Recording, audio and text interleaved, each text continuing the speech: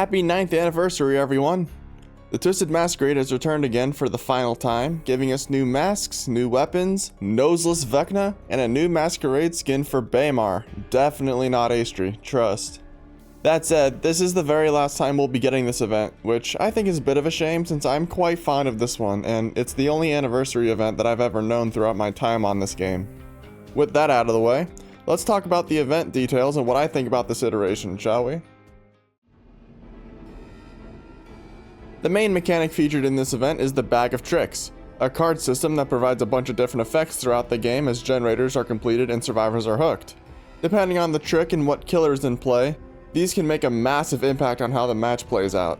These tricks include getting healed at the cost of becoming exposed, 20% haste for all players for a limited time, giving and taking away invitations, revealing everyone's auras, making everyone stealthy, making totems give extra blood points and temporary haste, and making chests give the anniversary items upon opening them. A pretty good variety of effects overall, but only 5 of them will be selected per match, and after every 2 gens or hooks, a new effect will activate.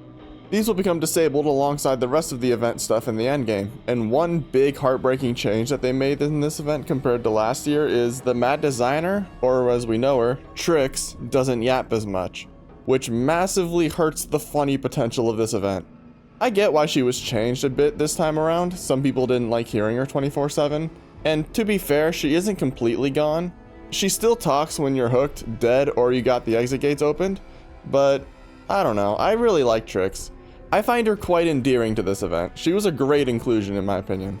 Really hoping she becomes a survivor or killer someday now that this event won't be happening anymore. Hell, maybe make her and the Bag of Tryks system part of Chaos Shuffle. That mode has been getting milked and ran into the ground along with 2v8. It really needs something new to spice it up in a major way, and I feel like this would help a fair bit. Just replace all the invitation cards with something else since, you know, invitations wouldn't be here. Speaking of those, now would be a good time to bring those up, so let's. Just like every other Masquerade event, this year marks the return of the invitations. Little scrolls that you can pick up throughout the game or passively gain at a slower rate by doing the objectives.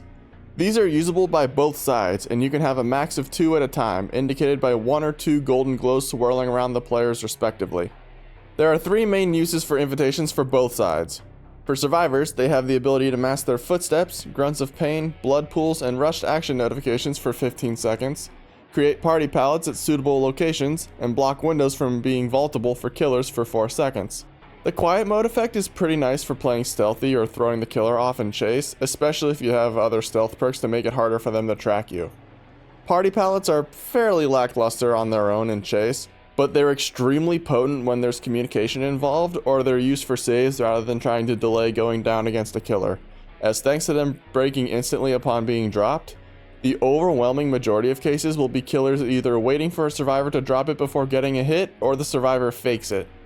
Finally, the window vault denial for killers, while not lasting very long, can be a game changer when used at the right time and location, as being able to deny windows like the shack one or any other strong windows can extend chase times immensely. It also prevents killers like Wesker and Koniki from being able to use their powers to vault it as well, forcing them to take the long way around. Overall, the survivor invitation abilities aren't bad, but they don't compare to the killer ones, which blow them out of the water by comparison. Killers can use invitations to have base kit enduring for 4 seconds, remote hook survivors to any hook they want as long as they're in range, and remotely break pallets and walls.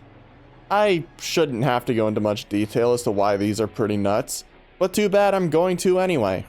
The enduring one basically lets you disrespect every pallet on the map, freeing up a perk slot for Spirit Fury builds, and shuts down the party pallets further in chase. The remote hooking completely shuts down sabotage squads, body blocking, etc. when it's ready and saves a ton of time for killers. Although one thing to point out is that it isn't instant like it was last year, as last year had a game-breaking bug involving it and flashlight save interactions, so now there's a short little progress bar to fill up to prevent that bug from happening again. Lastly, the remote pallet and wall break also saves a lot of time in chase and can interfere with looping quite a bit, resulting in shorter chase times thanks to cutting the loop short or just saving time in general. Overall, the killer invitations are definitely the stronger of the 2 sides' tools, but both sides have usable abilities when used well. It's just that the killer ones tend to be a bit more autopiloty rather than the survivor ones that require a brain to get value from. The Twisted Masquerade is an event I'm going to miss a lot when it ends, as this is the only anniversary event I've ever known in my DBD career. The design of this event is also quite charming. The elegance alongside the blue and gold color scheme gave it quite a lot of character as well, and it translated very well to the anniversary cosmetics, resulting in one of my favorite collections, especially when the full body skins of said collection tends to be the ones I use quite frequently. The only real problem points I have with it are nitpicks such as Vecna's outfit being linked when literally all the other ones are swappable, and the fact that we don't have the event background and the music in the menu. Like, I get it, FNaF's the big thing right now, but it just feels so off to have this major event going on without the background and music to accompany it. Anyways, if you enjoyed the video and you want to see more, feel free to leave a like, subscribe to the channel, and join the community Discord. Let me know in the comments what you think about the Twisted Masquerade event itself, the gimmicks in this event, or the mad designer herself. And with that in mind, cheers!